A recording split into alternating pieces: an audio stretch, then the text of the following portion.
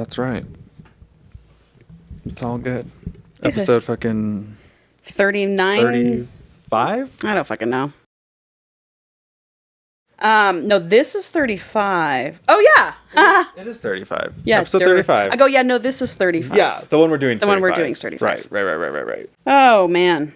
What's going on, Paul? I kicked the corner of this coffee table, like, right, there. Oof. So hard. Oh, God. About 2 nights ago. I can't describe it. I know. It's like, Yeah, I got nauseous. I like sat down and had to like put my head between my legs, and Taylor was like, is it still hurting? And I was just like, I'm not like hearing or seeing right now. For a second I was like, this is a hospital trip. dang. I'm going to the hospital, and I was like, what health insurance do I use? I just ended one job and haven't even filled out the shit for the new job. It's one accident you'll have to just I was like, this is deal it. with. And it like shifted like something in the left side of my body. That's the right side. Well, that's how bad I got hit. You're fucked up. I can't. Where it's like everything's off now. My knee's like not lined up. I think my hip is not lined up, and my shoulder hurts. Damn, it really rattled you. Yeah. And I was like, I just like saw a whole future where I was in a hospital, and I was like so afraid to stand back up because I was like, this is it. It's shattered. I shattered my ankle. Well, one time when I was a kid, like really little, my mom was walking to like, and she went to go close a window in our living room, and she stubbed her toe on the corner of the couch and broke her toe. Yeah. She hit it so hard. Yeah. And it just stuck with me. Yeah, that happens. I'm always like, I'm going to stub something one day. Shatter. It's going to happen. And that's what I thought just happened to me. Uh-huh. I still think about it. Dude, I don't know if I have a picture on my phone, but like 3 weeks ago, I stubbed my toe so hard on my dumbbell. I do think it's still broken. I think I broke it. It was black for, I don't know, 10 days. I took a bunch of pictures of it and sent them to my aunt. I should show you after. Not your doctor? I just didn't send it to you. No. I think I broke my toe 3 weeks ago. Yeah. This morning I stretched and I was like, oh, yep, still hurts. I think I broke it. I think that we break our feet more than... Especially toes. Yeah, like we think. Yeah. I think like they get fucked up. Like one time I stubbed my pinky toe when I was a teenager, and it turned for like 3 years. Yeah, it turned. The nail's on the side. Well, yeah, I mean, yes. Yeah. Yeah, my mom's toenails. Jacked up. Yeah, they go like this. I mean, her feet are like normal people feet, not like my Flintstone feet. Yeah. But her pinky toes, it's like the nails go, they're like chameleon eyes. Life's hard. High heels. Yeah, maybe, I don't know. Damn it, I was just gonna say something. Don't you hate when that happens? Oh, I do, Paul. I hate when that happens. What was I gonna say? Oh, I don't know.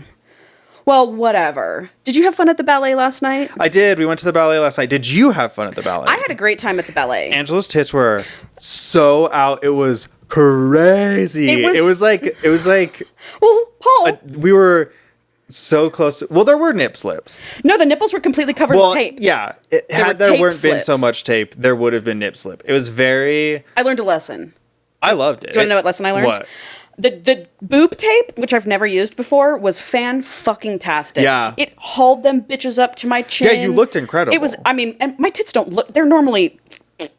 You have nice tits. I do, but they're just... You got big melons. They're big big meaty melons. clackers, so they're just a little bit of a low hanger, but these ones, they're still decently perky, but that's because I haven't had kids. Anyway. Yeah. Boob tape, hike those bitches up. But I did realize the lesson I learned is I also should have stuck the dress to the I should have used double-sided sticky tape, which I didn't do. But also, Paul, oh my God. Oh, taking them off? Paul, I was in my room and I go, oh, I could have never imagined it would be this bad. Last night, I almost called you. Lesson learned again. I didn't use the nip covers they gave me. Why would and you so do I'm that? pulling this. Yeah. Pull my nipple. Yeah, is it's being stretched out. It's stretched out. Now it's like you did have kids. A foot. Yeah. I'm just like, I'm in my room just shaking my head. I'm like, this was so much. What if you got like an alcohol spray? Oh, Paul. Or something. This morning, I'm like, ow. Yeah. But anyway, I texted you and I was like, I'm really worried. My tits are out in this dress. Yeah. And you're like, don't worry about it. It's fine. And then I see you and you're like, holy shit. Yeah, I saw you walking around. I was like, whoa. They've got that like a J-Lo dress from back in the day. Maggie's like, I can't stop looking at your tits Yeah. at dinner. She said that to me at dinner. She goes, I can't stop looking at your tits. I know, Maggie was kind of coming on to you last night. She was. Nobody tell her boyfriend. I loved every second of it. Anyway, I had a great time at the ballet. Yeah. You know, I was worried it was going to be boring as fuck because the ballet is boring as fuck.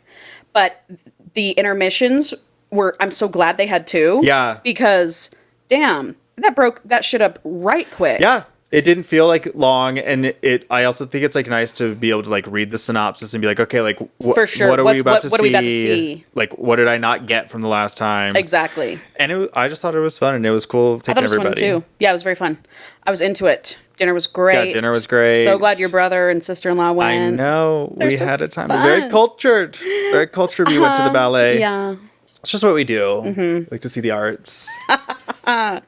Obviously. Oh, that's good. Little tin ASMR. on tin. Aluminium. Yeah, so anyway. Yeah, that was fun. Twas. What else is going on? Oh, you want to do the intro? You do it. All right, fine. I've done it a bunch lately. Actually, you did it last time, and then I did it the time before, and then I don't know if it's been like that consistent. Why don't you just do it? Welcome back to another episode of Secondhand Smut. I'm Angela, And I'm Paul. and this is Secondhand Smut. The podcast where Angela reads a smut, so I don't have to. Welcome back. Welcome back to another episode. Episode 35. 35, still alive. Going strong. Just moving along. Yeah, this is the in-between holiday episode. In between Thanksgiving, in between Halloween. Yeah. Hope everyone had a happy spooky Halloween. Yep. Enjoyed our episode. I know we sure did. We had a blast on Halloween. Yeah, we did. That was a fun time. You know what? I showed the picture of me in my costume to Taylor. Taylor, my boyfriend, if everyone hasn't picked that up. Yep. And he said, "Oh, you know that mask thing I was wearing? Because makes you have a really bad double chin." I said, "Oh, thanks." Thank you, Taylor. Did it? Oh, thanks for weighing in on that. Oh my god. Say, did it also make my teeth look really yellow? Yeah. Did I look like shit? Were you repulsed by me? Do you regret everything now? Sweet, me too. No, Taylor likes you for whatever reason. I know. I'm so, I know. No one's as shocked as me. That's hilarious. Well, that makes you look like you have a double chin. Yeah. Oh. I could just hear It gives him. you a really bad double chin. Oh, thank you. Thank you so much. I'm glad that that's what you're pointing out to me about this costume. So the first thing you saw when you saw this picture was the second chin. Yeah. And it was because the fabric was pushing up all the extra skin. For because I'm so sure. skinny now. Exactly. That's what happens. Yeah, that's extra skin from being skinny right. now. You know what? Your double chin is not alarming. I don't. To you? Yeah, to me. Jesus Christ. Dude, I remember in high school for Christmas, I asked for that double chin remover machine. Yes. Where it would rest on your chest, and then you'd just crank it like this. Oh, you gotta crank it on your chest. And in like hindsight 2020, wouldn't that just make your jowls larger? Dude, I don't know. But wouldn't you think? Yeah. Yeah. Sometimes I feel like with the double chin, it really is a surgical. It is a surgical thing. It's a surgical thing. Yes. And catch me doing that. And sometimes I will. Oh, Paul. I'm not like, I'll age gracefully, but I'm getting my neck done. Yes, you have to get your neck done. Just your neck. Your neck and your hands will give you the fuck away. And whatever. Your hands look my like... hands won't because they're... You look like they're 8-year-old hands. Okay, that's the hand of an creepy. 8-year-old. That's creepy. Yeah, but they are. They're not the hand of an 8-year-old. They're certainly not the hand of a 20-year-old. Well, I'm not 20. Despite what Your you hands might say think. otherwise. Whatever. I love my soft little hands. Oh my god, your hands and your brother's hands last night. I know I have bigger hands than him. Yeah, but his literally have calluses and like they look. He's and a fucking farmer. And then your hands are like soft and wet. Yeah, he's a farmer and I, am an intellectual. Yeah. People pay me for my mind ideas. Yeah, it is funny how much like bigger you are than your brother. I know, and you know what? I was once taught in my anthropology class in college. They were like talking about how Secondborn? the elevation Oh. affects how tall humans grow. But look at me. Well, genes are genes, dude. True. You know? Yeah, true. And they were saying that like if you're born at sea level, like you are usually like smaller and like less barrel chested.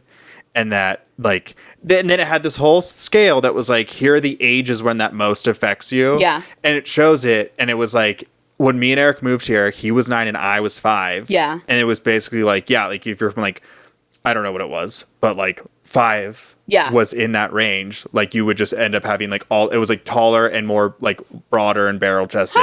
And I was like, oh, I'm taller and broader and more barrel chested than Eric. I went home and told them that. They were like, you're so stupid. That's the dumbest thing I've ever heard. I can't believe you said that. I'm just like, okay, then why did you send me to college? Why did I go to college if I'm going to come back and you're like, well, that's not true. Okay, thanks, everyone. Thank you, my family of fucking geniuses. Waste of an education. Nah. I do good with it. Yeah. Oh, we should try it for The Amazing Race. I mean, I am a good planner. Yeah. We would be timely. Yeah. I don't think we'd win. Do you think we'd be first to go, though? No. Second? Maybe second. I've never seen that show. I obviously know what it is, clearly. But Aisha and Scott. I know. That's, I think, what made me think of that. Was that I was, like, watching a, like, supercut of Aisha on it. And I was like, yeah. We should watch that. We could do that.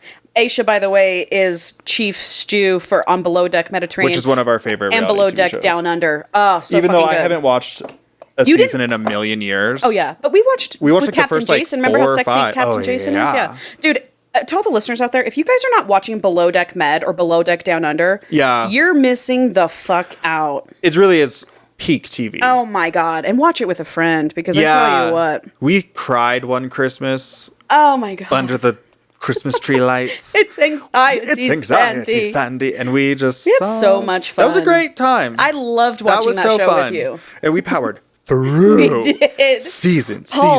We should have another binge fest. I know. That was so fun. Well, actually, you have a good couch. I have a great couch. Because that, like, it was at your old place, and that was like a huge, giant sectional. Like, we laid the fuck out, sprawled out, and it was great. Let's do that again. Let's order some fucking pizza and wings, and let's just have a time. I would do that. That sounds great. That sounds incredible. Well, it's about to be winter. Yeah, I'm ready to do that. Yeah. Ooh, that's exciting. That made me hungry. I'm that made me so hungry right now. It's cool, dude. It's cool. It's cool. Sorry, so hungry. Just the thought of thinking wings about right it. now is making my just mouth... buffalo. Just buffalo. Vinegar buffalo in my mouth. Oh, give me buffalo and blue cheese. Yeah, on anything. And a watery ranch. Yes. The ranch better be watery because it's homemade. And it's homemade, fresh dill. Okay, we got to stop talking about that For real, now. because Now we I'm have to stop talking about that right now. I'm going to get away. Okay. Yeah. Anyway, no, I don't have anything else to talk about. Okay. Do you want to talk about this week's book? Yeah, what is it? I feel like I did a really good guess. Oh, The Burning. Where We Burn. Yeah. But I can't remember... My guess? Your guess. Are you kidding me? Adventure couple, eco people, fiance dies, she gets sold into human trafficking. Yeah, it was a whole thing. Yeah, no. They become like eco-terrorists or something. Yeah, your guess was better than this book, that's for sure. Okay. I loved that guess. That was a really good guess. No, you know what I was feeling? I'll let you read the synopsis. This is called Where We Burn by Leah Rose. Where We Burn. She was off limits until she wasn't. Piper, I shouldn't want him. I shouldn't lie awake at night imagining how his hands would feel on my skin. But Christian Crawford has been my deepest, darkest fantasy from the moment we met. I've tried to bury my feelings for my boyfriend's dad. And pretend that the chemistry between us was one-sided. But every time that cowboy looks at me like I'm already his, I forget who I'm supposed to be loyal to. He's the one man I should never touch, and I've never wanted anyone more. Christian, she's the one line... Wait, what? Oh, she's the one line I should never even think about crossing. She's too young, too wrapped in every kind of wrong, and she's my son's girlfriend. I told myself it was nothing more than a passing thought, but there's nothing passionate about the way I watch her. There's nothing innocent about the way I want her. I know touching her would destroy everything, but somewhere between the guilt and the longing, I stopped caring. And now I'm ready to burn it all down for one taste. Yeah. I really wanted a Boyfriend's Dad book. Yeah. Because I love Boyfriend's Dad. Yeah, that's super hot. It's like one of my favorite, like Praise we did, that was Boyfriend's Dad. But the boyfriend was so little in it, really. Yeah. And he is in this one too. They usually are. Because it's just too weird to have him around. Yeah. I have thoughts on this book, but I kind of want to give you my review at the end because I want to see what your thoughts are first. I think you didn't like it. I liked it. I gave it a 3.65. Okay. And that is like an accurate. Okay. And, you know, that I'm basing off of other boyfriend dad books that I've read. Also, I just wanted to let the listeners know, if you guys are looking for good boyfriends dad books, read Birthday Girl by Penelope Douglas. Classic. I love that I say classic. It's like 5 years old. Well, instant classic. Birthday Girl by Penelope Douglas. Chasing the Wild by Elliot Rose is absolutely hands down the best boyfriend's dad book I've ever read. But just wanted to give the people some recommendations in case they wanted a good one.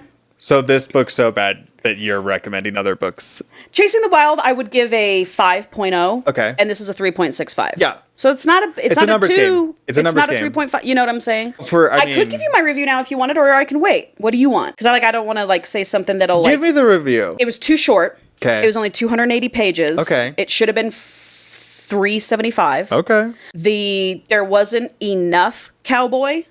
There wasn't enough of either of them, actually. It should have been longer. It was good for 280 pages. Yeah.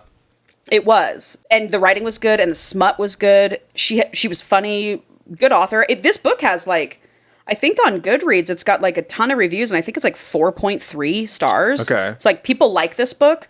I just didn't like it compared to other boyfriend's dad books. Okay. Or as much. It wasn't up to par. It just wasn't enough. Yeah. I needed more. And so enough. when that's kind of good. Well, when I had read about it, I was like, cowboy, boyfriend's dad, fucking sign me up, you know? Yeah. And I wanted more. I needed more from it. Okay. But I did enjoy it. But we'll see what your thoughts are. Yeah.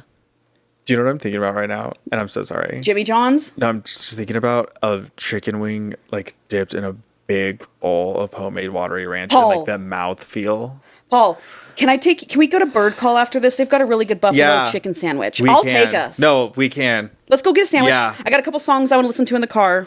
Okay, dude. That'll be our motivation. The only reason I'm going to be able to finish this podcast is because you just said that. Yeah, I'm hungry. Okay.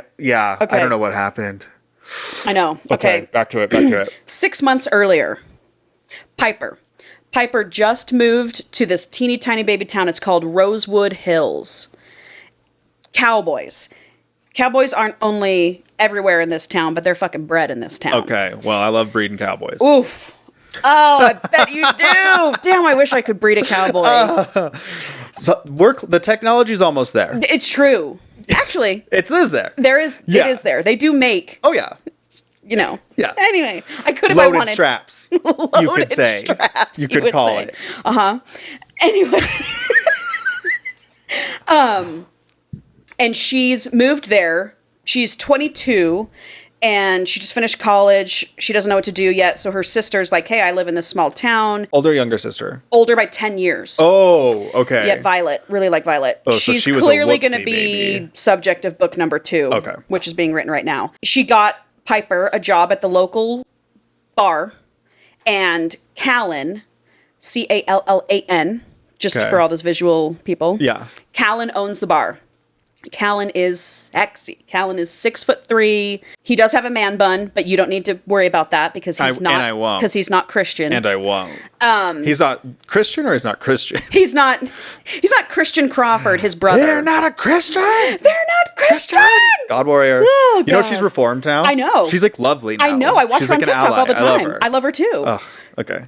Love that she embraced that and turned it Yes. around. And was like, I was wrong. I was crazy on Wife Swap. Yeah. God, dude, bring back Wife Swap. Bring back Wife Swap. What a fun show. What an unhinged show. That's what I'm saying. Just crazy. That was anyway. We could talk about that for Yeah. hours. That's another show we should binge together. Yeah. Anyway, so Piper's working at Callan's bar, and Callan's older brother Christian comes in all the Okay. time, and he is 41, Perfect. and he is tall, golden skin, dark hair, six-pack, happy trail cowboy coming in wearing tight black t-shirts, Yeah, tight jeans, black cowboy hat, boots. Ooh. He's fucking sexy. And Piper, can't speak. She is in love Yeah. with this guy. Just to give you a little bit of backstory on Piper and Violet, their mom was a raging, abusive alcoholic who would, beat the shit out of them and tell them how much she should have aborted them, all this stuff. So Violet did kind of raise Yeah, had to. Piper. Same dad? Uh-huh. Yep. Shocking. It is shocking. shocked 10 by years that. apart. Yeah. I know, right? I'm shocked. I'm shocked by that. I thought this was a solid half sibling situation. Easily. Or like a whoopsie baby, like at the end. Yeah. No, same dad. Anyway, he's dead. The mom's still alive, but we don't talk to the mom. Okay. She says one thing about Christian. She says he walks like sin in denim and talks like he can ruin you before breakfast and still have time to saddle a horse. Oh my God. Yeah, she's a good writer. Maybe the next 2 books will be longer. Anyway, so he comes into the bar and sits at his normal stool all the time, and she's just like, "What can I get you, cowboy?" Yeah. And she calls him cowboy, and he calls her darling, and she just loves it. And you know I'm white for that. I was saying, you love that. I love She loves that, and it. you love that. There's 2 names that I love in cowboy romances. One is darling, and one is sweetheart. Oh, And cowboys sweetheart. always say that, and I'm here for it. Anyway, so he comes in one day, and she's like, "What are you up to?" And he's like, "Well, actually, he orders 2 drinks." And she's like, "Why?" And Yeah, what whore are you bringing into this bar? Yeah, what am I going to have to... Yeah, who do I need to fight? He's like, "No, my son's coming in town." Ugh. She goes, "I'm sorry, what? I've Yeah. known you for however many months." She's been there for a couple months. And she's like, "I didn't know you had a son." And Bad dad. she goes, "Yeah, well, he lives in the town over. He lives with his mom and always has." How does he speak on the mom? Well, I'll just give you the rundown now. Travis is his son. Okay. Travis was a one-night stand. Christian and Meredith had a one-night stand when they were 18 years old. She got pregnant. She comes from a rich family who could not handle the fact that their daughter got pregnant by a lowly cowboy. Classic story. And they were like, "Christian, you will marry our daughter." And he's like, "I'm 18 years old. I don't even know her. I'm not going to marry her. I will be there for my son no matter what." Amen. That's evolved. And they said, "If you're not going to marry her, then we're going to make your life a living hell." And this is kind of jumping the gun. That's okay. But they've treated Christian just deplorably his entire life. They turned Travis against him. Travis thinks he's a piece of shit. It's not a good situation. Yeah. But he's never left Travis. He's always done everything he could. I'll talk about that later. Okay. So yeah, Travis is not a good guy. Travis isn't? Yeah. Okay. Shocker. So why is she gonna start dating him? Whatever. We'll you'll get there. see. Yeah. So he's just like, they're talking and she goes, "Whatever, I didn't know you had a son." He goes, "Well, don't you have a man?" And she's like, "Well, I can't find one." And he's like, "There's no way that's fucking true." He's like, Yeah. "Men have to be falling all over you." And she's just like, "Is he flirting with me?" You know, like just all this stuff. She's like, Yeah. never believes that he's actually into her. Well, it's like it's hard to tell when you're in a service position because Right. it's like you flirt with like waiters and Yes. stuff all the time, kind of, Yes, or like you do. know, Yes. they flirt with you. Yes, and you're being very nice. Yeah. But before she can think too much about what he's saying, when he says men have to be falling all over you, in walks Travis. Yeah. And he looks like a stuck-up rich kid. And he's like blonde, Yeah. 20. 22. If they had him was 18 and he's 42. No. He's like, I think he's 21. Okay. She's like 21, 22. He's like Okay. 20. Like she just They're the same graduated. age. Yeah. And she watches him and Christian. She like leaves them alone, and they're clearly getting into like a heated argument. Yeah. And Christian like gets up and he's like, "All right, I'll see you later, Piper. I'm gonna head home." Travis is like, "I'm gonna stay here," and so he starts flirting with Piper. Sure, Piper. She goes, "Oh, so you're another Crawford, huh?" And he goes, "No, actually, I'm a Beaufort. That's my last name." Beaufort, ever heard of him? He's like, "Yeah, but I guess I am half him," and like points to the door where Christian just left. And she's like, "Okay, family drama. I got it. I'm not going to ask, blah, blah, blah." Oh, I'd be asking. He asks for her number that night. He flirts with her. They hit it off a little bit. Why? I know. That's what I said. I Yeah. said, I don't really like the way "Okay." Piper's moving right now. Yeah, I was like, I'm supposed to believe that Travis and Piper get together. Yeah, that's what I'm saying. I'm like, why would they get together if we know Travis is a kind of a dick? And He she seems has really a crush annoying, on and she has a fucking- crush on his dad. Yeah, so I was like, I'm not really like, believing. unless she started fucking him to get close to the dad to move in on him. Right. But that is crazy. She was kind of like, well, there's no way a man like Christian would really be into me. And I get the thought. There's no way it would ever work out. So I guess I will go for his son. I guess that is worst logic to me ever. Yeah. Because it's like, oh, I have unrequited love for someone, so let me get just as close as I can, and then make it just as weird as I can. For sure. To ever do But that's not anything. what she was doing. I'm just like, That's just what happened. I'm just like, is that the logic? I don't know. I'm just like, the book didn't make me believe that Travis and Piper would get together. They needed more like of a. Yeah. There needed to be more there that explained that. There needed to be more. When I hear the name Travis, I just think of like someone who rides motocross. For sure. That's what I think of. Yeah, well, Travis Pastrana was a very famous Oh, thank you. Yep. That is why. Yep. Yep. So they start texting. He's like, can I take you out? Can I pick you up this weekend and take you out? And he doesn't really come to town often at all. He goes and stays with his dad, Christian, for like 2 weeks in between Thanksgiving and Christmas to help him on his farm. I'll tell you that why later. But other than that, he like rarely sees his dad. He doesn't like this podunk farm town, all this shit. How far away is this town he lives in? Like an hour. Yeah, okay. So she's like, yeah, you can take me out. So Travis pulls up and she hears him honk. He doesn't disgusting get up and knock on her door. She's like, okay, I'll let that slide. I won't. I wouldn't either. I wouldn't. On first date? And then he honks and then sends a text, I'm outside.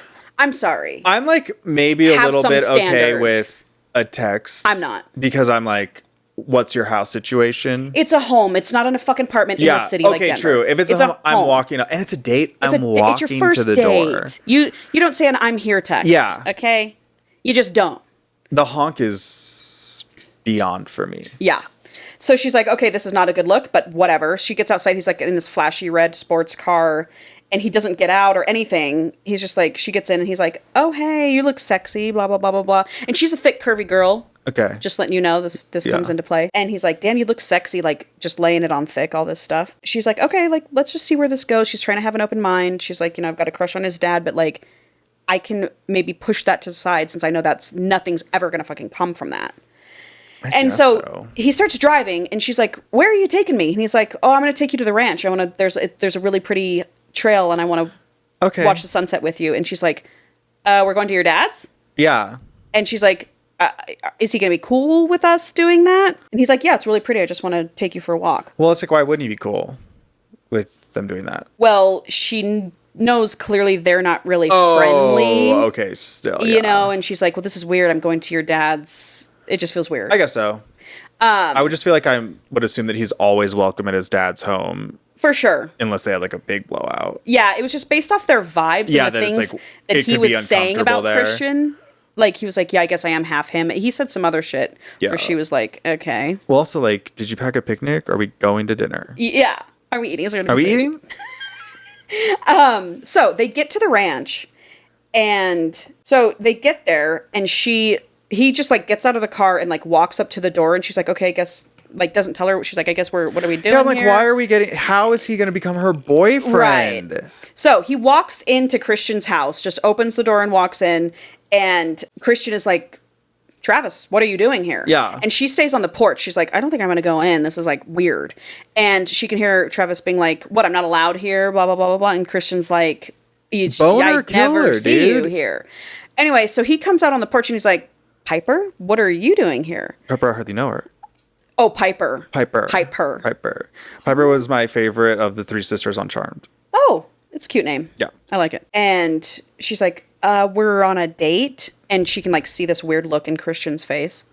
And he's like, all right, well, have fun. I'm just heading out. And he like leaves. Yeah. Christian has been in love with her since the first day he met her. Yeah, obviously that's what that look was like, oh, okay, my like heart just is here with my fucking son. It's in my throat. Yeah. So they go on a walk, whatever. He's making jokes. She's laughing. It's pretty out. She thinks he's trying. Whatever. Trying too hard. 6 months later. She's pregnant. She's been with him for the last 4.5, 5 months. For the last 2, she's hated his guts. What is this? People just dating? Well, people do stay in shitty situations. I know. When they hate. I guess I did for a very long time. I guess I did put in about 2 years with someone you hated. Years. Yeah, the only time I didn't hate him was when we were long distance. Right. So people do that. So I guess it happens. Yeah. So she's hated him for 2 months and she wants to fucking dump him. His mom is a certified cunt. Oh, 100%. Hates her. Raised by him. Yep, raised by him. She's learned more and more and more about the way they've treated Christian, and she's like, this is a fucked situation. And Christian's like a pillar in the community. She's like, this is a good guy. The Christian you talk about is not the Christian I know. It's a made-up version that you guys made up so that you could villainize him because he didn't want to marry your stupid bitch daughter. Poor mother. Yeah. Sorry to break it to you, Travis. So... And he's even started to say things about her weight, backhanded comments about what she's eating, how much. Oh, I'd be like, I wish you fucking would. I wish you would. Paul, The crazy in me that I've suppressed for so long would come out so fast. Oh, yeah. If you started talking about my weight, I would be like, oh, you want to play dirty? Oh, yeah. Your dick's small. You've never made me come. Oh, no, that's not dirty. I'm going to fuck your dad. Yeah, I will fuck your dad. Yeah. And she does. Yeah, she does. So all kinds of red flags, whatever. It's right after Thanksgiving. So it's time for the annual help on the farm thing that Travis does. So what he does is he goes and he stays on the farm for 2 weeks. Part of the farm is they have a Christmas tree farm. Oh. So Christian's like oldest friend, Savannah, she's like 41. She's his age. She owns a coffee truck. So she'll drive her coffee truck out onto the land. Oh, that's so cute. Yeah, they've got like, it's like a Hallmark movie. Yeah. They've got a tent where they've got the Christmas tree trimming thing. Christian, like the families pick the tree out. Christian will chainsaw it down and his farm hands and stuff. And so it's like cute. So Travis and Piper are going to go stay at the farm for 2 weeks and help out. Help with customers, help with deliveries, Christmas tree deliveries, all this shit. And she's like, as soon as this is over, I'm dumping his ass. But I kind of want to experience this. Yeah, I get that. You know, sometimes you're like, oh, are we going to go on a family vacation? I'll break up with you after the family vacation. You know what I'm saying? If we can survive that fucking vacation. Dude. Right. I'll tell you fucking what. So, meanwhile, her sister Violet is in her ear like, when the fuck are you going to break? She hates this guy. There's a couple scenes in the book where Violet and Travis get in fights. Like, he's just a royal piece of shit. I just think it's crazy to have like the first 6 months are supposed to be like the best part. Like you're just like, you don't even realize you hate them yet. Yeah. Like, you immediately hate him? Yeah. Red flag. I'm like, why are we dating? Yeah, just break up. There's Just nothing to break lose up. in the 1st There's 6 months. nothing to lose. Break up. Except for, I guess, his dad. In this situation, I'm like, if anything, if I break up with him, your dad's gonna like me more. Yes, exactly. So the night before they're supposed to go to the ranch, Travis comes into town. He's going to stay the night with her where she lives with her sister Violet. And he's just like a piece of shit. He's just like, well, can you at least give me some head before we go to my dad's house and we can have I bet he sex? doesn't even fuck good. He doesn't. He's like... Oh, she's like, I have to take my vibrator into the bathroom every time we have sex. Like, he doesn't make me come. He doesn't do anything. He doesn't give a shit. This is abuse. It is. This is abuse. Uh-huh. He's just a spoiled fucking asshole. Yeah. Piper at this point, she's like, is this guy for real? She's like, no, I'm not going to give you head, Travis. Go to the fucking bathroom and take care of yourself. Yeah. So then we get Christian's perspective for the first time.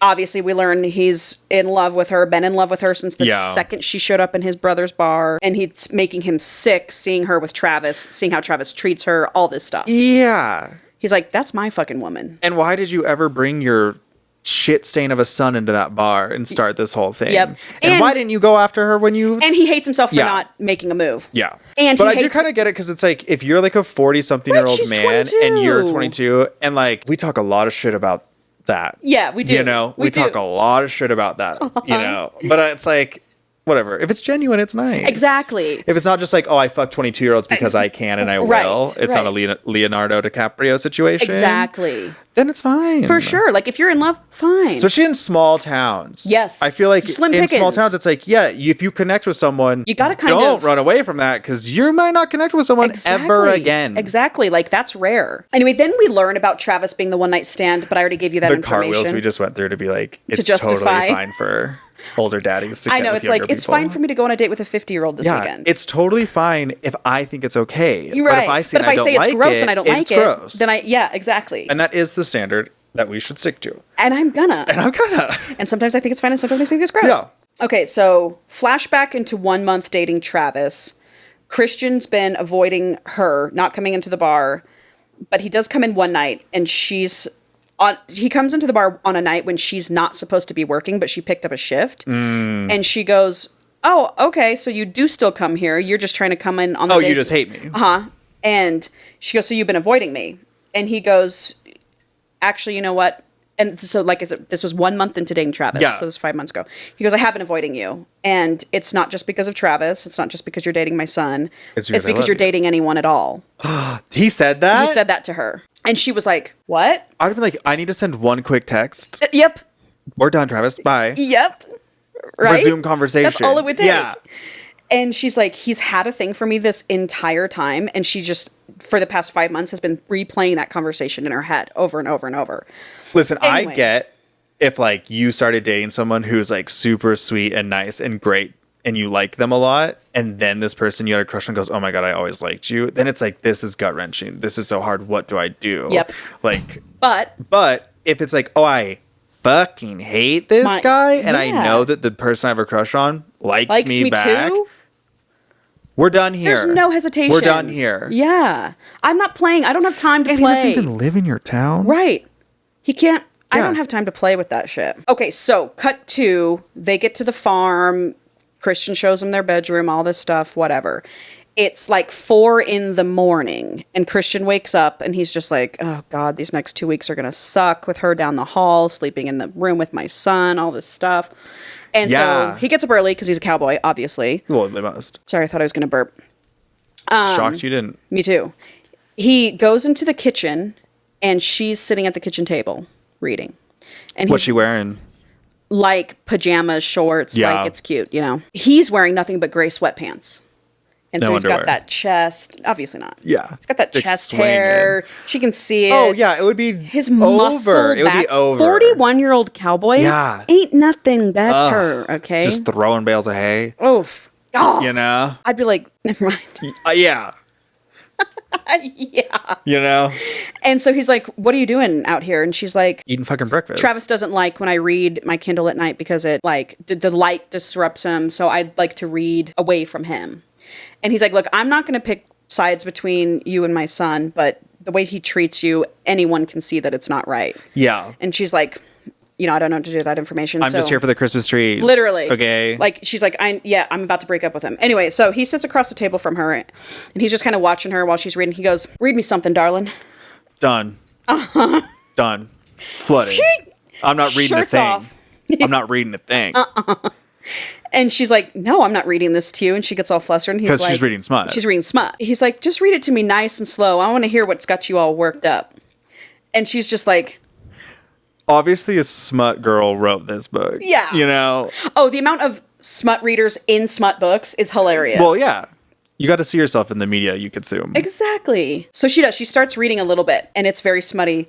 It's like, I broke up with my boyfriend, and I started fucking his dad at the kitchen table reading my Kindle one night. Yeah. She gets all flustered, and she's like, I got to go, and like stands, moves to leave. And then he comes up to her, and he's like, no.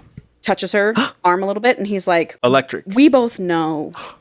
Uh-huh. Well, he is bold. I know. He's both bold and not bold. Right. He's a little too late bold. Yeah. He just goes, we both know that I could give you what you want and what you need, and I'd kill to be the one to give that to you, but we both know why we can't do this, right? Then kill your son. Right. Oops. And murder your son. There was an accident on the farm. Oh, no. The tractor. Uh-huh. Or whatever. The baler. Yep. And so she's all flustered, obviously, and she's like, holy shit. Christian just walks away.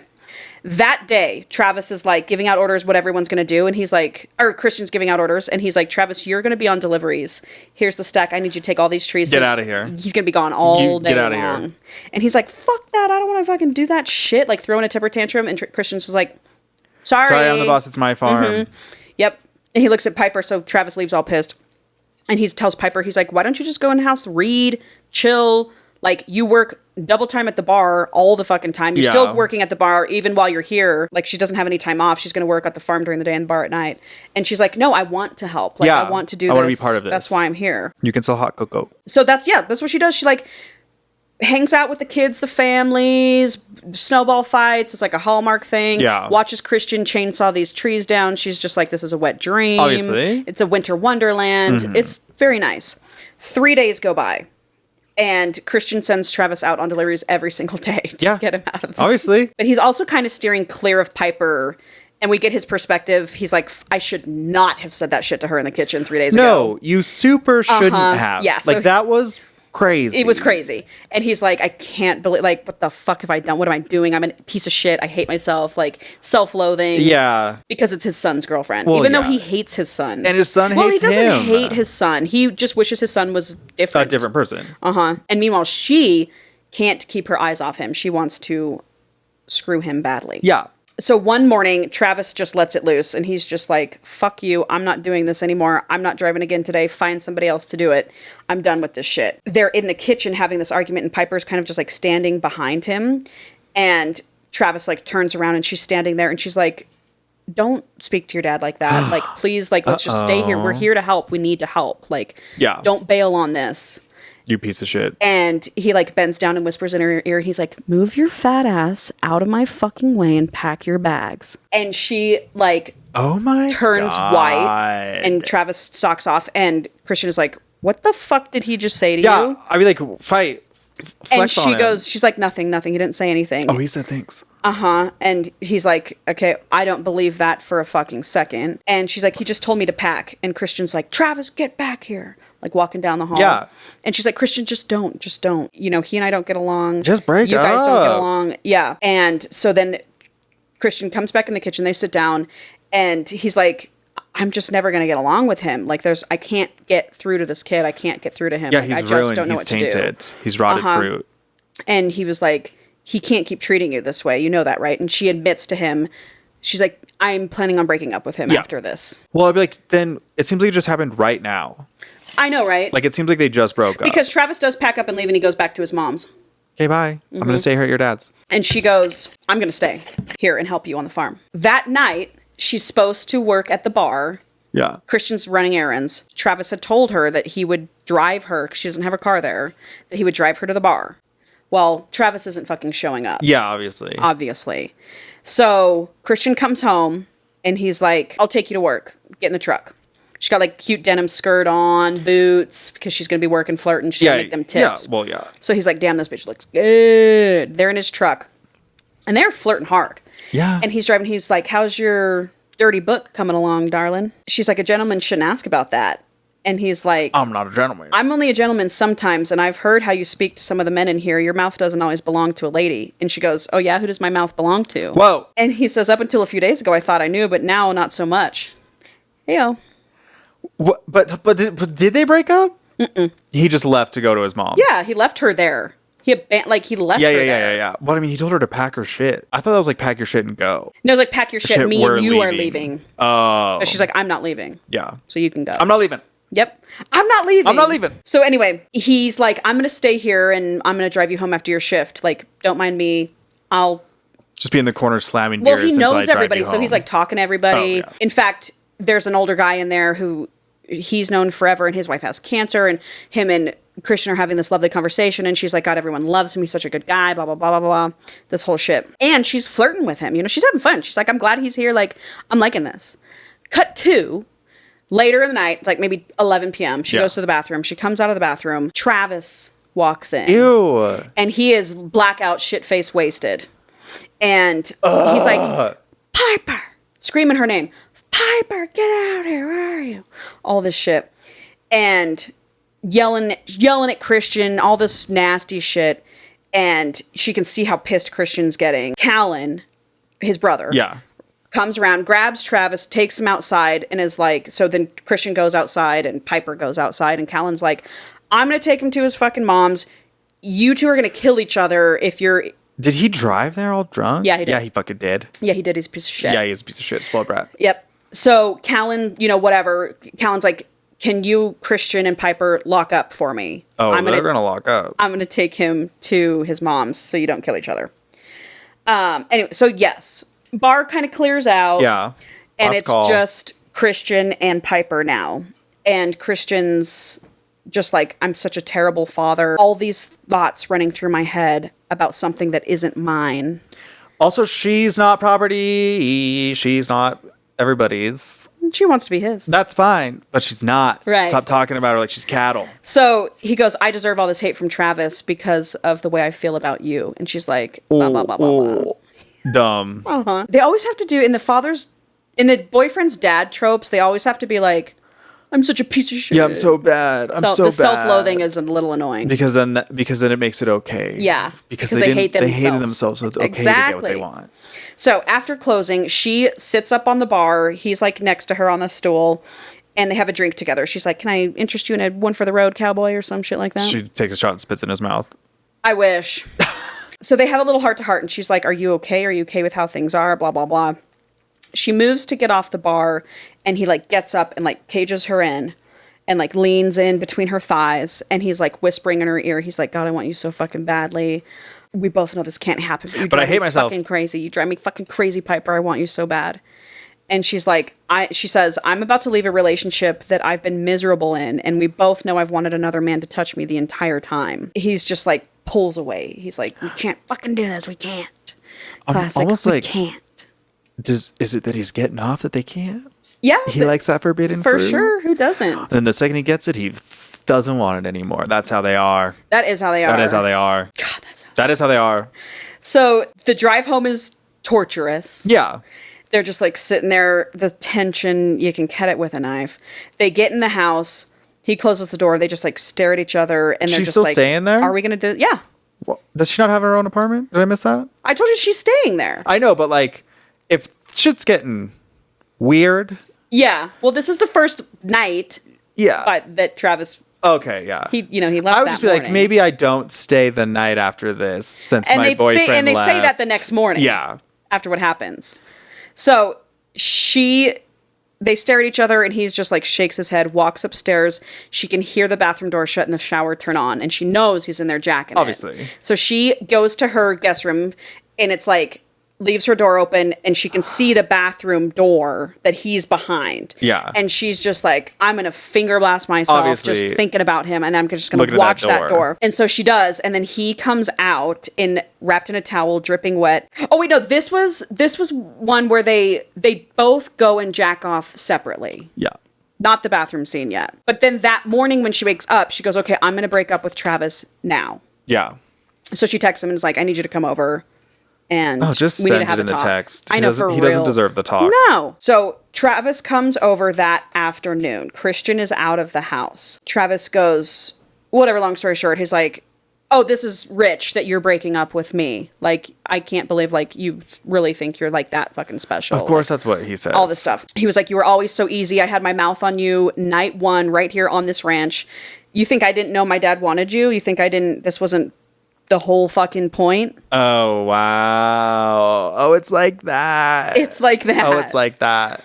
And he's like, I'm fucking your dad. He's like, and I don't feel bad. tearing him up this entire time that you've been. So I was just a tool. Exactly. And she just starts laughing. I'd be like, you're just like your mother. Right. Just so you know that you're just like your mother. So she starts laughing, and he's like, this is fucking funny to you? He starts losing his mind. And she goes, this whole time you didn't even want me. I could have been writing your dad instead. Yeah, what a waste of time. And he goes, please, you're not that special. He'll fuck anything with a pulse. And she goes, yeah, clearly he fucked your mom, didn't he? Bitch. And then bam, he punches her in the face. Punches her in the face? DV? Domestic violence on the page? I put full-blown on-page domestic violence. Police! Straight to jail! Literally. She gets pissed. She like pulls away and she's like, what the fuck? And she was beat so much as a child, it like triggered something in her and she kind of loses her mind. And they have to bury him with the Christmas trees. Yeah. I mean, I would have. She punches him really hard and breaks his nose. Good. Which at that point is like self-defense. It is self-defense. I mean, violence doesn't hit. No, that's self-defense. Whatever, but yeah. Christian walks in a little bit later. She's sitting at the table. Travis is leaning over the sink, blood's pouring out of his nose. And Christian's like, what the fuck is going on? Yeah. He goes over to Travis to be like, what's going on? Like looking at him. And then he looks at her and he sees her face. And he's like, what the fuck did you do? Yeah. Why did she hit you? What? Yeah. Uh-huh. Oh my God. And then he goes over and like crouches in front of her and like touches her face. And she's like, I shouldn't have hit him. I know that. In what world? She's just like, your son thought it was a really good idea to punch me in the face. Yeah, what the fuck? And Travis is just like, I fucking tapped you. I'm sorry I fucking tapped you. Mm-hmm. I hate him. You're getting worked up. Yeah, that's crazy. I can't believe there was domestic violence. I know. Well, it happens. Of course it happens. It's true stories. Yes. Life on the ranch. Life on the ranch. Life everywhere. Life everywhere. Unfortunately. True. But so Christian gets like, he's like, am I going to kill my fucking son right now? So he's like, get the fuck off my property. Get out of my house. Yeah, you're not welcome here. You are not welcome back. Do not talk to her. Do not call her. Do not come back here until I say you can come back here. And Travis is just like, are you fucking kidding me? Yeah, you're lucky the cops aren't being called. Literally. What are you talking about? Yeah. So now they're alone in the kitchen, just Christian and Piper, and he's like, tell me what happened, and she's kind of covering for him a little bit. Crazy. And she's like, well, I'm gonna, clearly I need to go, like, I'm gonna get out of your hair, I'm gonna go back to Violet's. And he's just like, just stay tonight. And it's the evening. He's like, just stay tonight, you don't have to leave, I'll take you to Violet's tomorrow. So meanwhile, she's noticed while she's been there for the past like 4 or 5 days that Christian doesn't decorate for Christmas, and she's like, why don't you have any Christmas decorations up? up, and he's like, yeah, it's kind of a sad thing for me. Like, I go to Callan's, we celebrate together, but I don't bring Christmas into the home because whatever, I just don't need to. Because I have no family and I have no loved ones. And so before she leaves, she decides to like bring a Christmas tree inside and decorate it for him. The irony, you know, that he sells Christmas trees. Right. And he doesn't hold on. It's just like, oh my goodness. Yeah. So he comes in and he sees that she's done this for him. And he's like, please don't go. Please just, I want you to stay. Just finish. Yeah. You've only got another week here. You're making my house a home. Like, just please stay. And she's like, I'll stay, but I'm not going to lie anymore about what I want. And I want you to stop looking at me like I'm your son's girl. Yeah, look at me like I'm yo girl. And so I'm just going to read you one little piece here, Paul, if I may. You may. So this is when they're in the living room. The Christmas tree is behind him. He just said, please stay. And she said, I will. Okay. He says, I've been fighting this since the day my brother hired you, since the day my whole fucking world turned into a living hell because my son took you first and claimed what I should have never had to share. This is what's been simmering beneath every stolen glance and every moment we pretended not to feel the weight of our attraction. This is what's been owning him just as much as it's been owning me. Then stop fighting it, I say. Those midnight eyes catch mine before falling to my lips. Midnight eyes. Open, he growls. When I part my lips for him, he slides 2 fingers inside, dragging them slowly across my tongue. He watches me like he's already... Oh, those lips. Okay. He watches me like he's already inside me, like this is just foreplay for how thoroughly he plans to wreck me. I'm a goddamn mess, sucking on his fingers like my life depends on it, cheeks hollowing out as I swallow them down. His eyes go black, jaw ticking as he watches me like a predator drinking in the sight of his prey. Fuck, he exhales, his voice wrecked. I can just imagine you on your knees looking up at me while I fuck that pretty mouth. You take my cock so good, wouldn't you, darling? Darling! He slides his fingers deeper, pressing down on my tongue until I gag, and then he fucking smiles. When he pulls his fingers out, he drags them down my chin before sucking them into his mouth. Oh, God. And in my delusional, romance-poisoned brain, it feels almost like a kiss. He leans in close, his breath hot against my ear. Can't touch you while that mark is on your face, but when it fades... He doesn't say another word. He just brushes past me like he didn't burn those words into my skin, grabs my bags, and disappears up the stairs without a backward glance. Oh, because he's moving her into his room. Why can't he touch her when she's got that mark on her face? I don't know. He just doesn't want to think about his son no damaged him, goods. Wow. Prick. I don't know about that, Paul. That's what I took from that. Anyway, so now we have the bathroom scene. So he drops the bags in her guest room. Now she knows he's in the bathroom jacking off. He comes out. He can tell she just jacked off. He crawls up on the bed, and he lifts up her hand and takes the fingers she jacked off with and puts them in his mouth. And he goes, good girl, now do it again. And makes her do it again. Look at your little smile. Look at your little fucking cheeks turn up. I was like, oh. He said, oh, if I must. If I must. If I must. So the next day, he rolls over to Callan's place, and they have a heart-to-heart. And Cal's basically like, look, you're in love with this girl. I know you're in love with her. I know it's not just some stupid crush. You've wanted her since I fucking hired her. You need to just go after it, man. Your son's going to hate you no matter what. Your son's a little bit of a lost... matter. Right. He doesn't matter. It's irrelevant. Yeah. And that's what Callan tells him. It's like lost cause. Yep. So he's like, all right, thanks, brother. He goes back to the farm, and he sees her running around with the kids and all this stuff. Yeah. He's just like, oh, I just love it. And he was like, come over here. You come over here with me. Come over here. You come over here with me. Come on. And he takes her on this little walk and takes her to this like secluded place with all these evergreens, and the snow's sparkling and it's beautiful. And it's the same place that Travis took her that one night. It is. Is it really? I'm sure. Oh, I think God. it is. There's only one good spot. Right. Well, so he leans her up against a tree, kisses her. Oh, goodness. And this is the first kiss on the lips that they're having. Yeah. And she's just like, yes, fucking finally. Yeah, fucking finally. And he like reaches up her shirt, and he's like fondling her titties and stuff. And then he goes into her leggings, and he doesn't finger her, but he like rubs her clit. Pets. Heavy pets. He tells her, he's like, I'm going to make you dinner tonight. And after I've fed you, I'm going to fuck you into next week. I'm going to eat you. And so when they get back to the house, they can hear Travis pull up. Why? I thought I told you not to come on my property. Yep. Boom. One warning shot. Get back in your car. One warning shot. Get back in your car. Next one's to kill. Yeah. So. Yep. So Christian's like, hell no. He's not allowed to fucking be here. And Travis is like, I just came for my fucking shit. I've got a couple things left here, and I just need to say a couple things to Piper. No, you don't. And she goes, you have 2 minutes. And no, Christian's you don't. like, no, you don't. Yeah. She's like, I'll give him 2 minutes. No, you won't. They go on the porch, and he's like, tells her, I'm going to make your life I'm going to make your life, and most of all, I'm going to make my dad's life a living fucking hell if you do this with him. Listen, dating you was a living hell, so let's go. For sure. What are you going to do? Even trade. He was like, I'm not blind, like, blah, blah, blah, blah, all this shit. She's like, go the fuck ahead, Travis. Now get out. Yeah. So he leaves.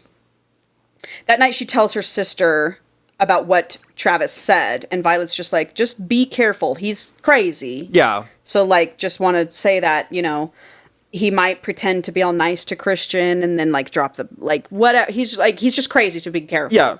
I would be freaked out. Yeah. Anyway, that night, Christian cooks her dinner. What's he make? He made... Damn it. What did he make? They said, and now I can't remember. I'm sorry. Just like a perfectly cooked steak and asparagus and potatoes. That's what I'm picturing. A nice salad and some bread. Hey. Oh. And after dinner, he's like, I want you to run upstairs and put on the sluttiest little pair of panties you have, and I want you in my bed, and you've got less than 5 minutes.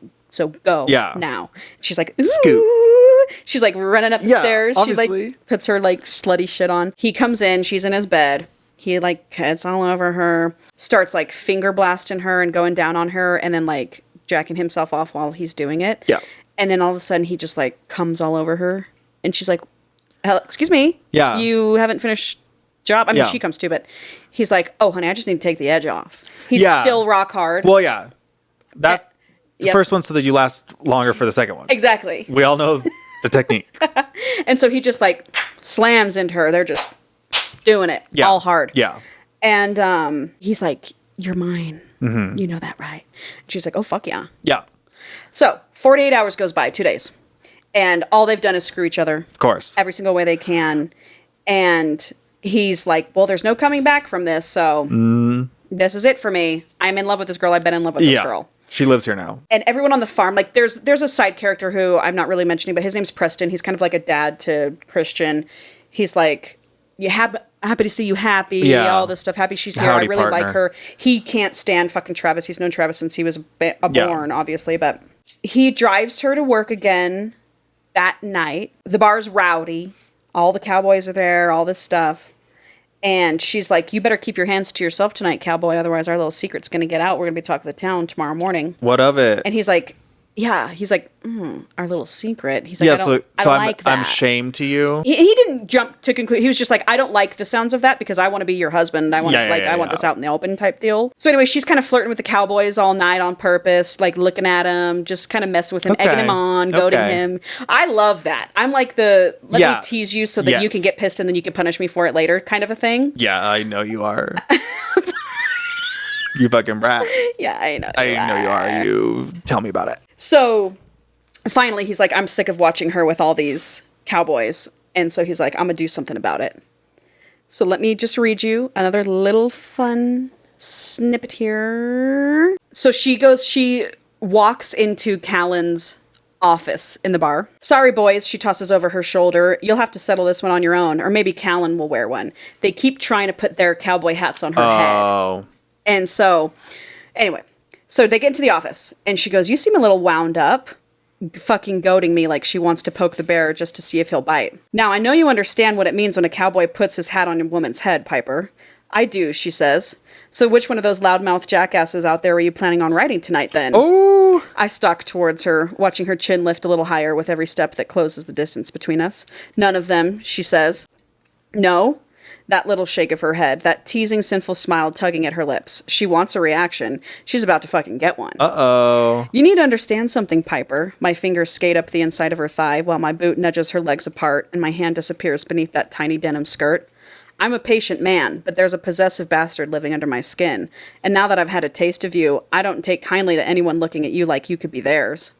I slip my hand beneath her soaked panties, gliding my fingers across her clit before tracing the length of her swollen lips. Whoa. Paul, this is secondhand smut. Well, yeah, whatever. I'm reacting. You gotta get it. I'm reacting. I'm hearing all about it. I press one long finger inside her and she jerks against the desk, clutching the edge with both hands. Whose cum is this? Yours. That's right, mine. I push deeper, curling my finger until her thighs start to shake, my other hand wrapping around her throat, squeezing just enough to make her eyes roll back. This pussy? This body? All of it is mine. Jesus, Christian. She says, Yeah. while we're doing this cunt belongs to me. Whoa! My grip tightens, my voice low and guttural. And I promise if I catch you even glancing at another man's hat, I'll edge you until you're begging, until you're fucking sobbing me for me to get you off. Do you understand? Well, don't tempt her with a good time, right. dude. Hello. She nods, her skin flushed and her green eyes blown wide with something that only makes my cock throb. Good girl, I growl, releasing her throat just as I drag my soaked finger out of her. I bring it to her neck and smear her arousal and my cum. I bring it to her neck and smear her arousal and my cum along the delicate curve of her throat, dabbing, marking her like the filthy little thing she is. Ah! Now, if anyone comes close to you, they'll smell me on you. They'll know you've already been fucked full. You kind of smell like cum and pussy. Are you okay? Step back. Leaving her shaking and soaked against the desk. That's what the little tease gets for pushing my buttons. I help her smooth her skirt back into place. When I finally throw open the office door, she stumbles out on unsteady legs, heading back to the bar with my mark gleaming on her throat. He fucked her earlier that night. I got it. I did pick up on that when he was scooping the coom out of her poos. Anyway. So the next morning, he wakes her up before dawn and he's like, takes her on this horseback ride along the property. Dawn. It's beautiful. He takes her to this sunrise, the spot to watch the sunrise and all this stuff. And tells her about how his mom died when he was 15, giving birth to his little brother, Colton. Ah, damn it, Colton. And Colton, by the way, is a... physicist. So 15 years younger than... So he's like 27, I think. He's a famous country artist. Oh. He's a singer. The tragedy of his mother's passing during birth made art. Yep. She also, this is like another little side thing in the book. She's always like, well, when am I going to get to meet Colton? And he's like, you don't get to because you keep fucking people in my family. He's like, you're not leaving me for my little brother there, darling. Yeah. She's like, I don't know, cowboy. He's pretty sexy. Like, she always is making jokes and goading him about how much she loves Colton Crawford. Crawford's like, whatever. Anyway, he's obviously going to be the subject, I think, of like book number 3. Anyway, so they share this special moment. He's talking about the death of his mother, and she's like, I'm in love with this guy. Yeah. And he's like, I'm in love with this girl. Cut to the last day on the farm. There's been, like, I'm not going to read or anything, but there's been lots of smut. Yes. Just want everyone to know the smut in this book. They were fucking was great. fucking. Story, meh, but smut was good. So, Travis shows up while Christian is on his final delivery. Okay. And he went to find his dad to talk to his dad about something, and Piper walks into the house. I thought we told him to get out of here. Scram, bro. Yeah, but he came back to talk to him about something. We'll talk about it later. What, is your phone broken? Shoot a text. So he like picks up her panties. He has them in her hand. She's like, where did you go? They were in her. He's like, they were in my dad's room. Okay. So like, stay in your dad's room. You're just spreading your fucking legs. Your father now. and I would appreciate it if you stayed out of his room. Yes, right? That is how I'm talking to you. Yes, 100%. You're my stepson now. Yes, stepson. So then he like threatens her. He says something to her that really freaks her the fuck out. I mean, what is he going to do? So he says, after he confronts her, he goes, fine, but let me make something crystal clear, Piper. If you keep this thing going with my dad, you'll destroy everything. You'll destroy his life, his future, the legacy of this piece of shit farm you've somehow fallen in love with. He can't have us both. And at the end of the day, I'm his flesh and blood. You're just a warm body helping him pretend he's not past his prime. If I force him to choose, and trust me, I will, he'll never choose you. Do you really want to make him do that? Force his hand and break someone's heart, including his own? What, he's going to have to... We're going to buy out your farm if you don't stop. Well, so the farm is supposed to be... It's going to be inherited to Travis. The firstborn son gets the farm, and he's told her, like, I'm going to get rid of this farm this fucking second my dad dies. I was just like, well... We're just going to talk to the lawyers. Right. We're just going to change that. We're just going to change that you are specifically named as not receiving the farm. 100%. But what he said is just freaking her out. She's like, he's right. Like, he'll never choose me over his son, blah, blah, blah, blah, blah. What do you mean? I know. If anything has proven anything, it's that he already did do that. Well, these stupid fucking books have to have this third act fucking breakup. Well, and it's like that she like has to be like, sense. I'm doing this for your sake. Right. I can't be the reason you... Exactly. But... It's so tired. It's so tired. used. So didn't love that. Meanwhile, Christian on his drive home, he's decided he's going to be like laid out on the table. Like, I want you here. I want you long term. This is not a short term thing for me. Yeah, this isn't a fling. Yeah. So when he gets home, she can tell something is wrong. Her bags are packed. She's not supposed to leave till the next morning. Yeah. And he's like, "Why are you leaving? What's going? Like, what's talk the to deal?" me." And she tells him what Travis said, and he's like, "I mean, I knew it could be a possibility that I would lose him, but I chose to pursue you. What does that show you?" And she's like, "It shows me you're thinking with the wrong brain." Whatever. I'm like, I feel like it's like she didn't choose to lose him. Travis walked his ass out the life. Like, these are all consequences of Travis. 100%. And he like backs away from her. He's like, "I'm thinking with the wrong. This is not just sex for me. Like, you're it for me, and I've tortured myself over this shit. But you think I don't think about the fact that in 20 years you're going to be my age, but I'm going to be 60 and I'm going to be old and gray, and I fucking am thinking about all these possible scenarios, but at the end of the day, I fucking want you." She just has to love you enough to see you die and then live the rest of her life. Exactly. Which is what's going to happen. So they're having this argument, but then we hear Violet pull up outside, and Violet like honks the horn. God. She's like, "I gotta go." Everyone's honking. He was like, "You're fucking leaving. You're making a mistake. Yeah. Like, don't walk out on us. Blah, blah, blah, all that bullshit, I get what he's saying, but also I could also just be like, all right, go take some space and we'll keep dating. And, I want to discuss this because it's not what's going on. Mm-hmm. Yeah, but in this book, it's like this dramatic thing. Like he's like, "You walk out, you're fucking ending this." Of all course. This fucking bullshit. Anyway, so she gets to Violet's car, and Violet's like, "What's wrong?" And Piper just starts talking. Yeah. And she's like, has a bit of an epiphany. She has an epiphany alert. And the more she's talking to Violet, the more she's like, "You know what? I'm not gonna fucking walk out on this guy. What am I doing? What am I thinking?" And Violet's like, "Can you get the fuck out of my car, or can we go? Because I'm kind of over this." Violet's like a little bit of a hard ass. She's like, well, I would be like, yeah, don't waste my time she's also figuring like, out how you feel. Okay. Yeah. It's like right before Christmas. She's like, "It's cold. Piss her, get off the pot, Piper."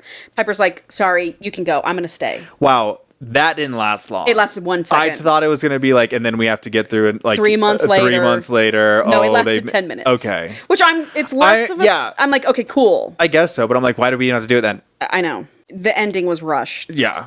Very rushed. So she like walks back up the porch, opens the door, and he's walking out. He's got his car keys, and she's like, "Where are you going?" And he's like, "Well, I was going to come to Violet's, come chase after you. I wasn't just going to let you fucking leave. This isn't the end of us." Yeah. And she's like, "You're right. It's not. It's not. I realized on the walk to the car that it was not." He like pushes her up against the side of the house, and he's like, "You aren't fucking leaving me. You don't do that shit again." And she's like, "Never, I never will. I'm yours. I'll always be yours. I'll always be yours." And they go back in. He's like, "Oh, I know you're mine, and you're gonna fucking make up for that bullshit." Blah blah blah. All this, macho, whatever. They only make it like up to the midway of the staircase before they start having sex. Yeah. And he's like, "This is fucking mine. You're not taking this away from me." I know, so I've heard. Over and over. And then he's just like, "I'm so in love with you. I'm so fucking in love with you." Yeah. And she says it back to him, and they're just like googly eyes. They just love each other. Anyway, a few days go by. She's staying there. She's not going anywhere. They're so happy. It's Callan's birthday. They're having a big, huge bash down at the bar. Okay. And before they leave, she's like getting ready, getting dressed, and he's just kind of like staring at her in the mirror, and he's just like, "I want you to move in with me." Yeah, obviously. And I know we're both in this for the long haul, and I'm not getting any younger, so you say the word. If you want to start a family, I'll start a family with you. But if you don't want to start a family, I don't want to start a family with you. He's like, "Ball's in your court." Travis about to have some half siblings. He sure is. New inheritance for the farm. Yeah. And she's like, "Oh God, I love this man," whatever. Also, he's like, "I'm just letting you know, I will be having a conversation with Travis tomorrow that you and I are a thing, and he's going to have to make a decision if he's okay with that or not." So that's happening tomorrow. I don't think he's going to like it. I don't think he's going to like it. So anyway, we get to the party, and they've been kind of building tension again with each other all night. Finally, he takes her out to his truck, and they have sex in his truck. Windows are all fogged up. Hot. Smells like sex. And there's a knock on the Travis. window. And so, like, he, like, rolls the window down a little bit. It's Colton Crawford. It's his little brother. Oh, my God, Colton Crawford! And she goes, oh my God. She's like, Yeah. you know, and Colton's like, hey, Piper, nice to meet you. And she's like, hi. It's Colton Crawford. Colton. Ew, I hate country music. Yeah. Ew, And I hate specifically country music stars.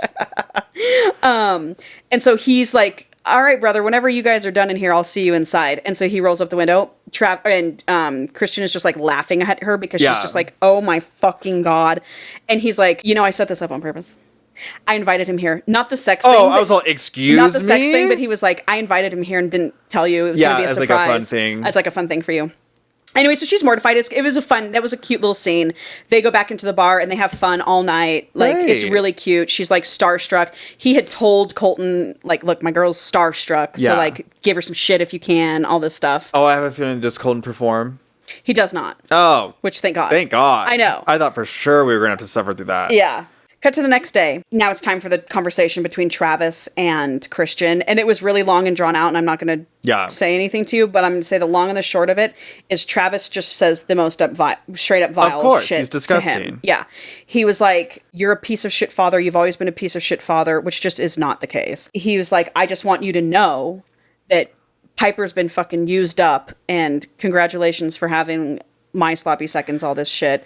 And I'm just like, I don't, words from people that I don't care about the opinion of at all mean literally nothing. For sure. This would mean nothing to me. But he's just upset that that's his son. He's like, where I would be upset that that's my son. Wrong? Yeah. And I would be like, you didn't go wrong. You didn't get to go wrong. Yes, like, exactly. He is your biological offspring, but he's not your son. And that's what Callan and Preston, that old man, keep telling Christian throughout the book. They're like, you've done what you can, but sometimes it doesn't work out.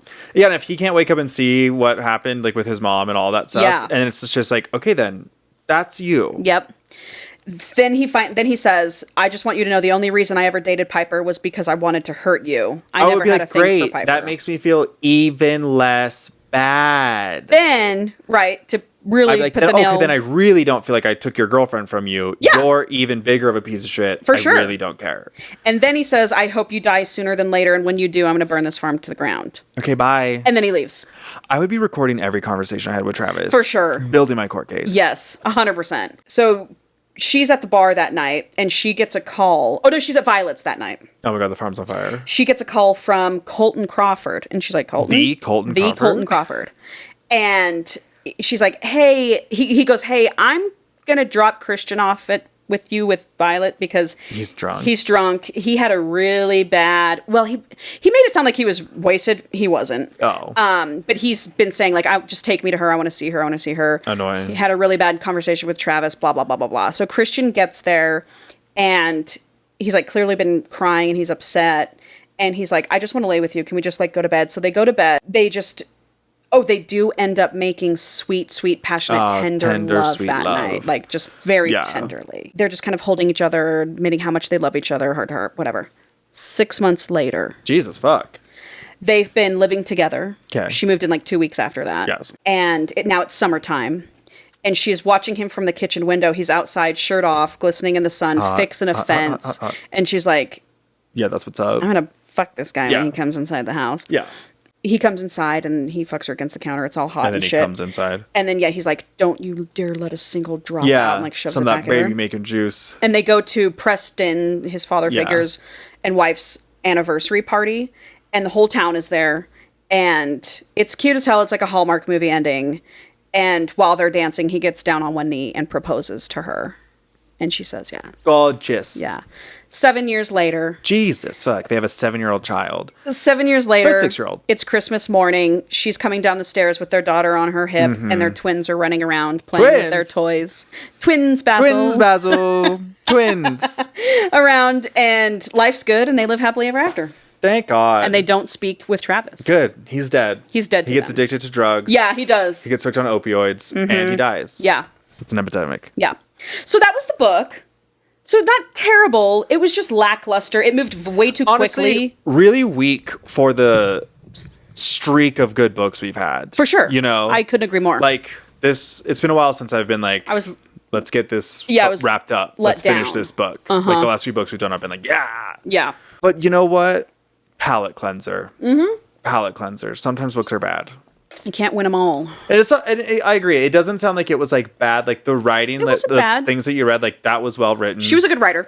But it was just like, I don't care about this story. I don't care about the even care about the characters. characters. Piper didn't really like her that much. Piper was fine. I only liked Christian because I'm a slut for older masculine cowboys. Right. Like, yep. Yeah, he wasn't even. There just wasn't enough. Unique. There wasn't no enough. One was like unique. They didn't do enough to build the relationships, and the relationship with Travis and Piper was completely unbelievable. Agreed. Yeah. Everybody out there, read Chasing the Wild by Elliot Rose. That is the best fucking boyfriend's dad book ever. And Elliot Rose writes disgusting, filthy smut. Yeah. There's a scene and if you're saying that. where they're in like a hot springs outside of their cabin, and then they go in their cabin and he like fucks her in the ass. It's all crazy. It's crazy. They smell like sulfur. It's a good one. Oh, stop Just rotten eggs. You're like, chill out. I know you're hungry. I am. I'm like, you need to take me to a bird call. Is that where we're going? Uh-huh. Yes. Okay, so next week's book is going to be called Bohemian. Okay. Okay. Ooh, this one came quick. That's Sure what she did. said. Bohemian. I think that Bohemian is about a like mid-30s real, I don't know, like beautiful without trying woman, and she real Anne Hathaway vibes, I'm gonna say. Oh, okay. But with a harder edge. Oh, okay. Not America's Sweetheart Anne Hathaway, Okay. but like the look and like vibe a little bit of it. Okay. Harder there. Hasn't had that beautiful of a life. Grew up in foster care, never had a family, aged out of the system, has been taking care of herself for a long time. But when we are introduced to her, she's like at an art gala, and she's sophisticated, talking about the art, all of this stuff, blah, blah, blah. Super great. She's an art thief, and she steals a piece on the way out, and you're like amazed at how well she did it. Anne Hathaway did that movie. Rihanna was in it. Yeah. Oh, it was a remake of fucking Ocean. Oh, wait, no, it wasn't. No, but she was in that other one. Yeah. But it's not that, because it's not That's fine. It's not like after like Jules and stuff. Yeah. She's like really into art. So she became an art thief, peddler, let's say. Okay. Middleman. So whatever, that's how we introduced that she's like cool. She does this whole thing. Yeah. And then eventually it'll be, she goes back to her like hideout with her little ragtag group of Love. thieves. Found family. And it's very found family. Yep, It's very, love she's like, we that. found each other. Like some of them I've known since foster care. Some of them we just like. I love a big group. Yeah, and it's like a big group. And it is very. Or a tight group, I should say. Yes, tight group. Because Yeah. it's not like a ton of them. It's Right, like maybe 4 or 7 or 5, something. yeah. And there's, like a big rough and gruff guy, and she's fucking him. But it's all loosey-goosey. Love that. These aren't. It's light and loose. It's light and loose because they're always just like, you never know when you're going to lose somebody True. in this life that we lead. Blah, blah, blah, blah, blah. And then one day the big gruff guy's going to like come in and he's like, I've got a mark. Ooh. I've got a good mark. And it'll like flash back to him. Because they all do like weird little odd jobs, and you're like, why do they do that job? But it's like they're like, janitors. They work in the mailroom of a business. like recon almost. And it is. That's like the purpose of them having these jobs. Yeah. It's like the janitor overhears things. So he's going to be like, I overheard at work today, like about this super eccentric art collector guy, and that like he came, like maybe he's a janitor at like an auction house, and he was like, yeah, he sent. Like their assistant came in today and was like, I'm looking for an appraiser to come and like look at my collection and just, basically do an appraisal. But he's like, it just sounds like this guy's really eccentric, but has like a insane like art collection that no one knows about. It's like underground basically. And he's just like, I think this would probably sounds like a really great target or like for us to go after or whatever. Yeah. And so she's the one that always impersonates appraisers and shit like that. Cool. Because she just has a passion for art. Like she got into it because she saw the stupid amount of money that gets thrown around in the art world for stupid shit. And it's just like very, like she likes to take advantage of rich people that do it for like the prestige and not like actually appreciating the art. There's Yes. like, oh, that's expensive. I'm buying it. I'm putting it in my house. Yes. So when people come over, they know that I Fuck buy them. expensive things. So she's like, yeah, fuck them. So she's like, all right, cool. And so whatever, weasels her way into it. The guy's super eccentric. And so he's like, yeah, the appraiser has to come stay at my house for 2 weeks. And we will appraise things and talk through things at my leisure in between me doing what I like to do. And I like to do everything. Yeah. So she ends up going, and he's, eccentric. And he is attractive, but he's not like some big hunk. He's like one of those guys that you're like, you're untraditionally attractive. Like you may not have said yes to him until you got to know him. But even then, like you get to, or like when you're interacting with him, it's like huge presence, really big personality, just fills a room. Oh. And whatever. So she's like, it's overwhelming being there, obviously. Yeah. But she's there, and like, he's got a full staff, but they're all very kind. He treats them very well, but he just clearly, like, he's like, I don't like to go places where there are a ton of people. He's an eccentric. He's like, I am weird, and I get that. And he's like, I also, and she like learns this gradually as she gets to him. Because at first she's just like, this guy's too much. Yeah. This is all too much, but like puts on her show, and she's like struggling the whole time to even just get like a moment to like do the appraisal part. But like she needs him to like show her to the art because his estate is huge, and he has pieces, and this is something she like really likes when she starts to like get to know him, is that he has pieces that he bought for $12 like in a flea market when he was traveling the world, because he saw it and he had a reaction, he felt something, so he bought it. And then he has things that are thought to have been lost to time that like historians would be shocked to know still existed. And then it's like, you probably got that in a way that like, how'd you get that? And he's just like, I will work with anyone really, like if it's a shady art dealer, but he just showed me this piece that brought emotion out. He's like, then I'm gonna pay $1.7 million and never tell any government and have to hide them and find whatever. So then she just like, basically it's just gonna be her falling in love with him, basically, to the point where she's just like, all of these things that I like, principles I've lived by, of like feeling okay stealing from the rich and whatever, like I see he's like the answer to that, where I'm like, he's doing, like, I just thought all rich people were monster horrible people that would like do this, but like her perspective is shifting. Yeah, she's like, they're like, I can't believe I'm meeting someone that has this appreciation for art that I also do. So then, they'll get romantic, they'll start fucking, she's gonna get pressure for, it's tales all the time. Yeah, she's getting pressure from her group to be like, why are you not stealing things, why are we not like planning a heist or whatever. And then eventually it's gonna, I think this will be the little bit of a twist, is that like eventually she is gonna be like, towards the end of the like visit, like, I have to tell you, like, I've came here to do this. I'm not an art fucking appraiser. And he's just gonna be like, I know, obviously I know that, just so you know. And like, even the staff's gonna be like, like, she finally said it. Like, we all knew it was. And he's gonna just be like, I've like been watching what you do. I've bought so many things that you've stolen. Gonna, like, go in. Yeah, he's like, I've bought so many things that you've stolen, and like, he's like, I figured it out because the guy that you sell through, like, he kept having this collection of things, and he was like, and I was just like, whoever's picking this art is like, truly understands it.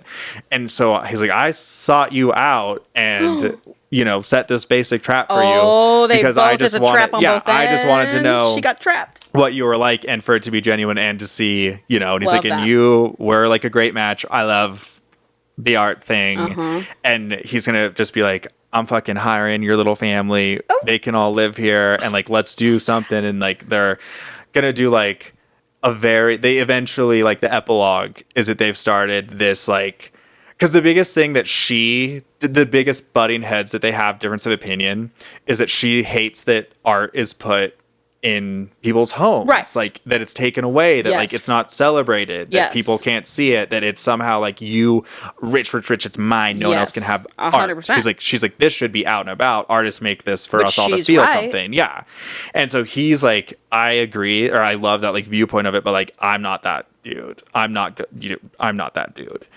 But so they come together, and the epilogue is like, she starts a like traveling show of his best art, and they're always selecting it. So it's like, not all of it's always out, but some of it is, and they are not public art shows. These are you have to know them because it's Ooh. that some of this art is illegal to possess Yeah. anymore. But she's Yeah. like, also like art shouldn't be illegal. So, and they like, put on these, like, it's like a traveling freak show of art that goes town to town, Cool. sets up for a night. You would need like 6 p.m. tents up, by the dawn, they're gone. Yeah. And you would never know they were there. And they like sell tickets, and they sell extremely expensive tickets to rich people, like out of control prices for rich people. But then she also just goes around and she's like gives out Donates that money to. Like, oh yeah, they because they don't need the money. Like Yeah. homie is rich. Right. They're using that money to like enrich the art world, doing Yes. starting foundations, like funding Love all these like that. shadow corporations that are doing like good that aren't, so it doesn't look like it's coming from him. Uh-huh. But she's always going to like art schools and stuff and like finding artists and like giving them free tickets and bringing them to the show to be like, come, because like if you're like this amazing artist, you should be seeing this amazing art. And the whole time they're fucking, and it was a lot of cat and mouse in the beginning because it was Totally. like, how much can I reveal and not reveal? And you don't realize that he's like holding back revealing things. Yeah. You just think he's being eccentric. Yeah. And then she finds it all and it all clicks and they live this beautiful life. I love that. I like that one too. That's a fun one. That was a fun one. Yeah. I think it's going to be a fun book. I've got high hopes for this one. This one's been on my list for a very long time. And I will say we've done this author before and you liked this author. And one other thing. What?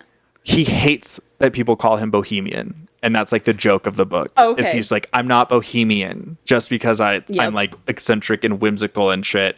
He's like, it's much more than that. It's deeper than that. It's so much more than that. Okay. Cool. Love it. We shall see. We shall see. All right, man. Okay. All right. Okay. Bye. Bye. Okay, let's fucking go. I'm so hungry. So hungry.